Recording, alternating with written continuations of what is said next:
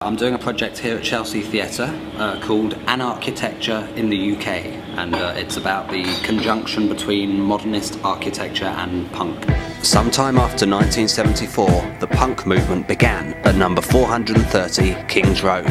I proposed that this was due to the modernist towers being constructed across the street. That punk had less to do with Malcolm McLaren or Vivienne Westwood and more to do with the psychogeographical effect of the World's End estate. London calling to the underworld. Come out of the cupboard, you boys and girls.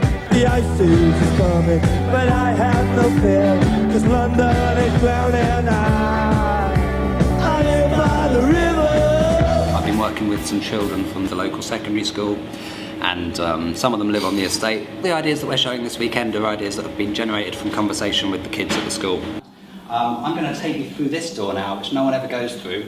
This is a secret fire escape, so if you'd all like to follow me, you can make your own Philippe Desjardins inspired picture here if you want, by cutting out some imagery of the World's End estate and sticking it back together with this stick here. Here we've got some World's End estate wallpaper.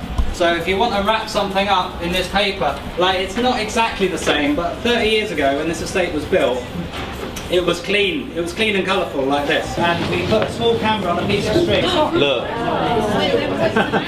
That's the rubbish store. They look like Mohican hats. Actually, they're based on the floor plan of the flats at the World's End estate. The social conditions that are around during punk are still here, man. You know, social deprivation, racism, rioting. I don't know about you, ladies and gentlemen, but I like to go bird spotting when I'm not making art. Let's see if we can spot any this afternoon. There's a special breed of pigeon that's evolved at the World's End estate over the past few years. It's called a punk pigeon. It's quite a nihilistic pigeon. It hates itself.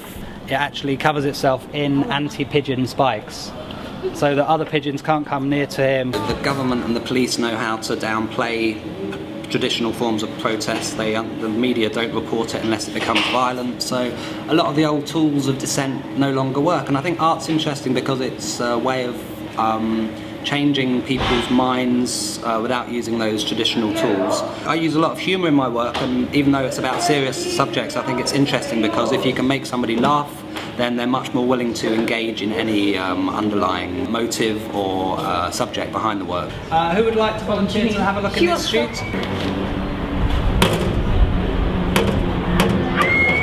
That's creepy. That's quite terrifying, isn't it? Yeah. It smells, doesn't it? Yeah. I asked all the students to make a small sound recording. There's at least 2 others as well.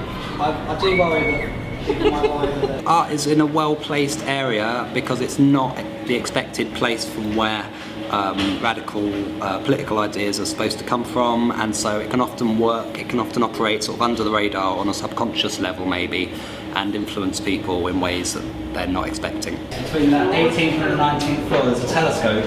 See what you can see through that. And on the rooftop we placed an object from one of the videos that we saw earlier on. I attempt to try and make people just look at the world a little bit differently.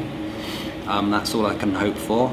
See things in a different way, with different eyes, and just sort of question things that they might not otherwise notice. We're going to throw all these paper airplanes off the 8th floor of the World's End estate.